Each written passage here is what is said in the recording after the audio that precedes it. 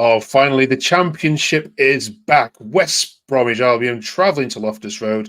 Football's back. And by goodness, don't we need it. This is Terrace Talk, and this is where Baggies walk.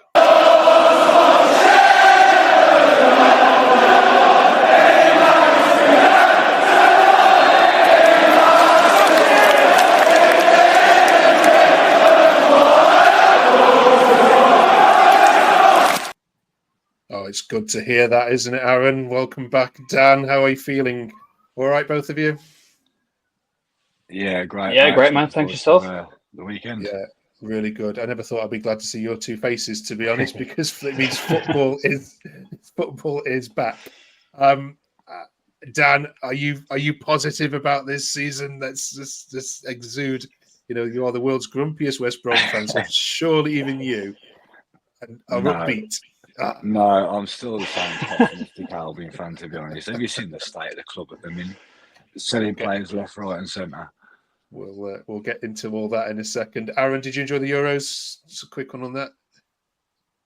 Yeah, other than the final, I mean, it was good until that point. I mean, for obvious reasons, that is. Yeah, absolutely.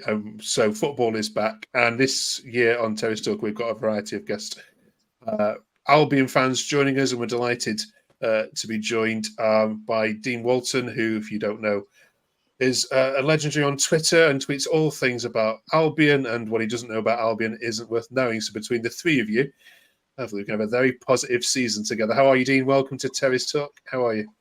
I'm okay, thanks. Till about 5 o'clock Saturday, I guess. Oh, no, not 5 o'clock. No, about 3 o'clock. Yeah, the new kick-off times, haven't you? Okay, we're going to get into all of that. So you're all very, very welcome. And if you're a Baggies fan, please hit that subscribe button because it means so much to us. All right, then let's kick this off with you, Dan. Summarise West Brom's summer for us in a couple of sentences. Well, where do I start? I mean, it's broke my heart that we've lost Kipre. He was just an absolute Trojan at the back all season. To lose him was obviously it's going to be a big loss. And then selling Yukushlu, he just sort of bosses the midfield, and I think we're going to miss that this season. Hopefully, Mo can sort of step up to the plate and carry on the work he was doing.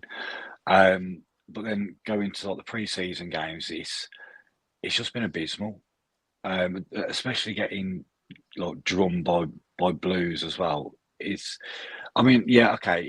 pre-season. No one really cares about like pre-season games, but still, you want to win them games and get a bit of confidence going into the season. And I just haven't seen that from them at all.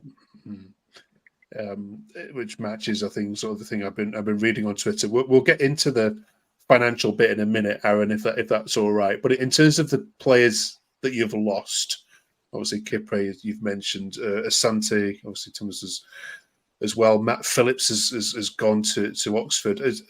Of the players that you've lost, which ones of Albion dropped the ball on, do you think, and should have done more to keep them or offer them better terms? Well, I mean, I don't think you could argue Kipre leaving. I think he's at the point of his career now where, you know, he's after more money, which obviously we're not going to be able to afford. And he's got a good offer to go to France. I think the same with Yukushlu as well. I think moving back to Turkey was always going to suit him, having recently had a baby as well.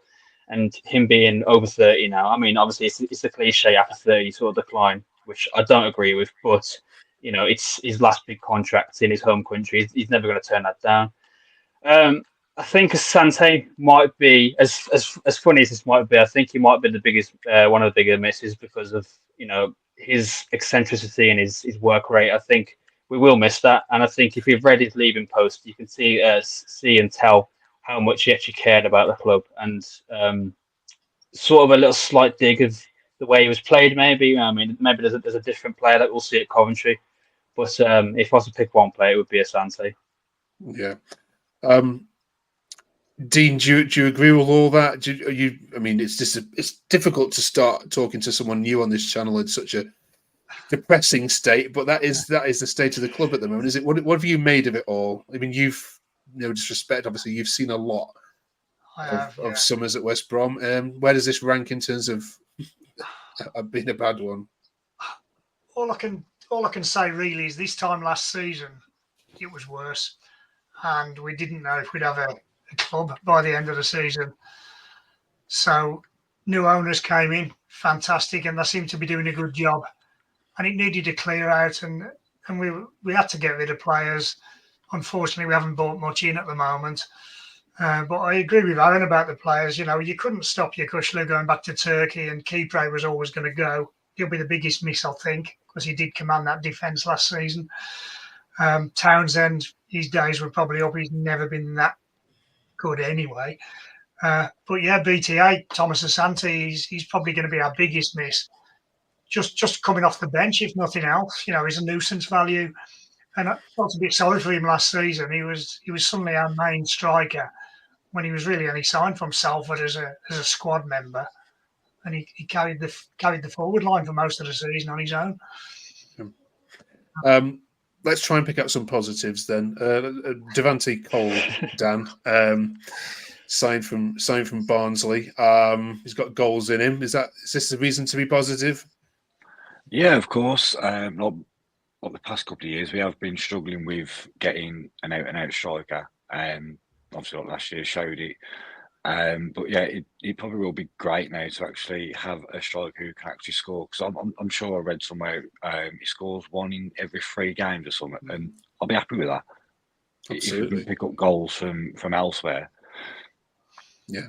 And it's not. I mean, it's not too much of a bigger step up, is it? Especially, you know, the closeness of those two leagues now. Okay, we'll talk briefly about the financial issues, and then we'll move on to more positive stuff and talk about QPR. So, Aaron, from my understanding, is that in the 22-23 season, Baggies posted an 11 million deficit in their finances, and given that Championship clubs are only allowed to lose 39 million over 3 seasons, clearly the new owners have come in, looked at the 23-24 income, and realised they're in a bit of trouble. Now, that's not on the new owners. Let's be clear on that, isn't it? That is the mess that they've inherited. And I think he's clearly been very honest with fans, hasn't he? Saying, "Look, we need to watch what we're spending." How has that gone down in terms of, first of all, the honesty, and also then the message from to Albion fans? Do they appreciate, first of all, that transparency that is given, or are people a bit more worried than that? It's a bit 50-50 at the moment from what I'm reading. I mean, I think before the end of last season, it was a bit more of like a hurrah, you know, we're saved sort of thing. But I think a lot more people are coming to terms with the actual financial situation that we find ourselves in. And it's becoming a bit more of a daunting reality where, you know, especially with the news of the league having to come in, and basically we have to agree with them everything that we do financially now with in terms of players ins and out. Like, it's a bit, you know, it's a bit daunting. You don't want to ever think about your club, you know, being in that situation. But it's like, I've read something the other day. I think it was, you know, it's people are moaning about Patel and saying he's not doing this, he's not doing that. And I think it's like blaming the paracetamol for the headache you've got. It's like, you know, it's obviously a remedy there to help, and he's trying to help. I mean, he paid off, I think, either a 2.2 or 2.5 million pound loan that was owed to us. He paid back the 5 million that loan owed to the club out of his own pocket. So again, you know, he's obviously got the interest there to you know, rebuild the club financially, definitely. And I think a lot of fans respect the transparency between the top of the club and obviously, you know, the fans themselves, which obviously we haven't had for going on 10 years now, if not longer than that. I think the last time we had anything on that was with Peace, but then again, that was never a happy situation, even when we were comfortable in the Premier League. Okay. Dean, I saw one tweet, which was obviously the biggest knee-jerk reaction ever, that said, "I'll take 21st now," listening to this news and watching the preseason performances. Is that too far a knee-jerk reaction to all of this? I think so. I'm a little bit more ambitious than that. But yeah, as Aaron said, a lot of people still don't understand the predicament we're in. They still say, "Why aren't we signing him for 5 million, signing him for 6 million?" You know, they don't realise we haven't got any money, and we're not even allowed to do that as far as the EFL are concerned. So yeah, I would agree. It's probably 50-50 at the moment. People get it, and think, well, we've just got to get behind the team and behind the club now and go forward. And then there's another 50% who can't see it at all and think we should be signing just about everybody and with endless pockets of money. And it's not like that. Dan, it isn't just bad management, is it? This is due to parachute payments as well, because obviously last season was the first one you didn't get that. So where does the anger from fans? Where's the anger being directed towards? Is it the league? Is it those other clubs that seem to obviously get away with it more, or is it obviously the previous ownership? I think it comes down to both the league and the previous ownership. I mean, you see Man City with all these all these fines that they're meant to pay off and everything, and they're just getting away with it scot-free. But then it all the smaller clubs seem to get it in the neck more than the bigger clubs, and it's just not fair on the smaller clubs having to deal with all this when you see Man City getting away with it scot-free. So it must come down to the league, but then also as well, it's what the last owner has put us in. He put us in this mess from the start, borrowing money left, right, and centre, and then just not even paying it back. So yeah, it's a bit of both, to be honest. Okay. All right, let's focus on the positives then. Football's back. You're all off to Loftus Road on Saturday to play a QPR side rejuvenated under an excellent manager. And you said, didn't you, Aaron, that these two clubs have got a manager, which is for both of them is going to be probably the reason why they both do very well this season. Let's talk to a QPR fan.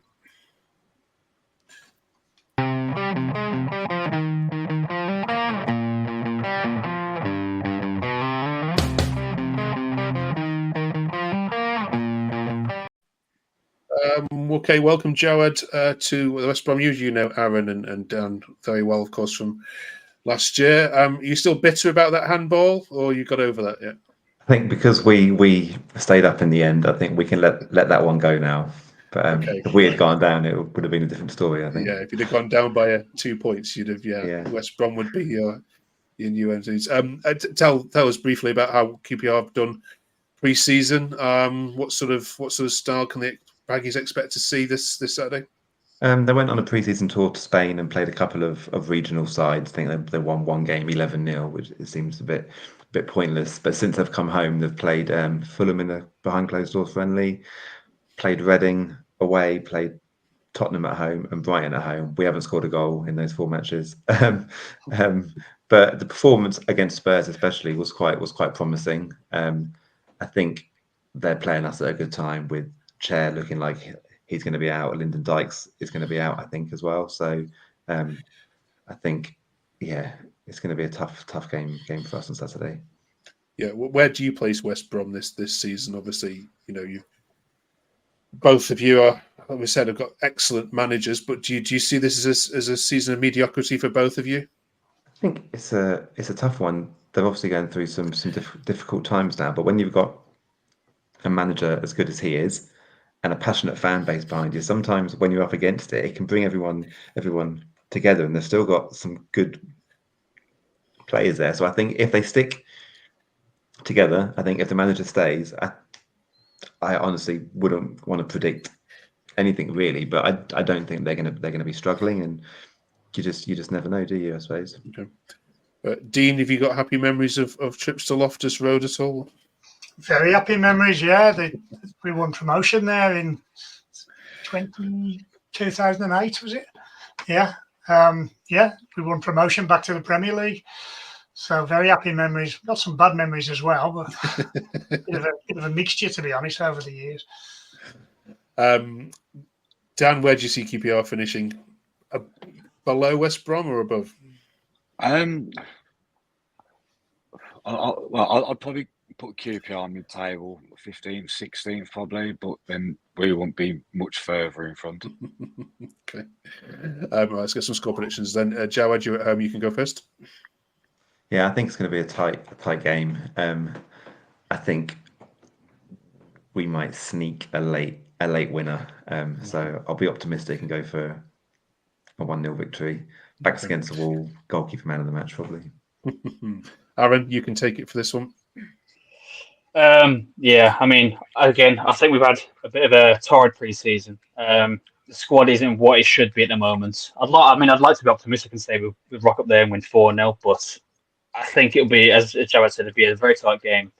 Probably a bit, of one of those games where it's not good for the neutral. But again, it'll probably be a 1-1 draw. Okay. All right, Jared, cheers for joining us. We'll see you for the return fixture in March time, I think it is. Enjoy the game on Saturday. And for you lot, it's time to rate some kits. One of them's an Oxford away shirt.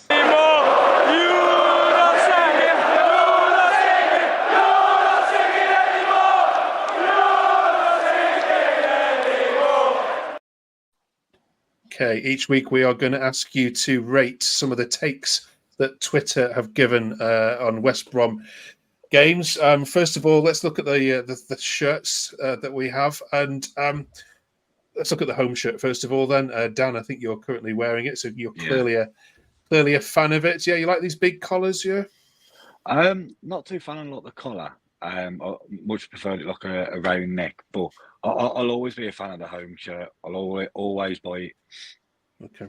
Dean, the tweet here says, Macron Sports are killing it this season where the design's quite possibly my favourite kit maker. Do you think they've knocked it out of the park with these three? Not really, no. I don't mind the home kit. I don't like the back of the shirt. I must admit, I'm a bit of a traditionalist. I don't see the need for the entire back of the shirt to be all white. I don't see why they can't have like a square patch like the old kit, with just the red number on. So I'm not a fan of the back of it. The front's okay, although the blue doesn't quite seem to be the right colour to me. It's not quite navy, it should be a darker blue, shouldn't it, for Baggies? It feels feels like a bit. this, to be honest. It feels a bit Sheffield Wednesday-ish, doesn't it? Yeah, okay. And I've got to say that the Blackburn away kit is by far my favourite. Middlesbrough was up there. But if Oxford weren't in the league, this away shirt is a smart one, isn't it? If Oxford were there, you wouldn't have any complaints about it, surely, Dan? Nah, to be fair, I'm not a fan of that yellow shirt, to be honest, at all. Okay.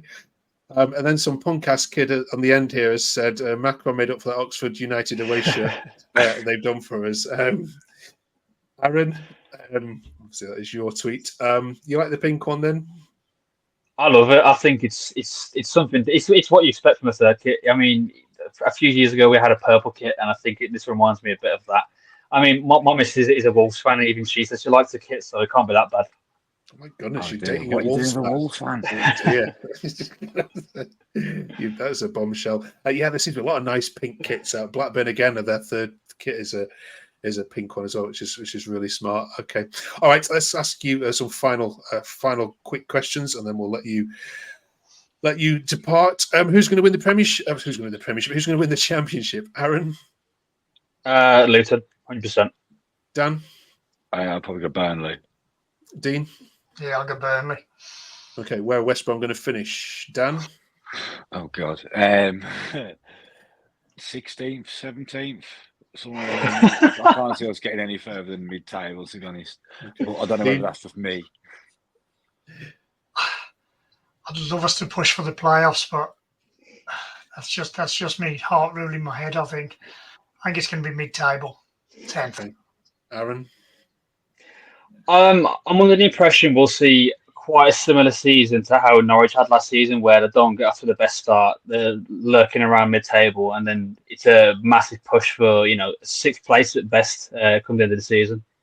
Okay, fair dues. And finally, I'm going to give you one 6-0 win at any ground against any team, against anybody you want this season. Who's it going to be against, and at what ground? Dean, you can take this one first. Well, we've got no local derbies left now. No Blues have gone down. Coventry's the closest, and I don't live far from Coventry, so yeah, I'll go for Coventry. Okay, fair dues. Aaron? Stoke away, 100%, no doubt about it. Okay. Dan? I'll take a 6-0 win at Ellen Road. It's funny the number of people have said that when I've asked that question. Poor old Leeds. Does anyone like them? No. Fairness. Listen, Youthy, thanks so much for joining us. We will be with you all the way this season, regardless of whatever happens to Baggies, and we'll do it all with a smile on our face. So cheers again for sticking with us. And if you're a Baggies fan, obviously, please subscribe. Please like the content. It's going to be hard work for me this season. Putting up with all this positivity, but we'll be with you every step of the way. Cheers, guys. Enjoy your trip to Loftus Road, and we'll catch you next week. Nice one. Cheers, lads. Cheers, Mark.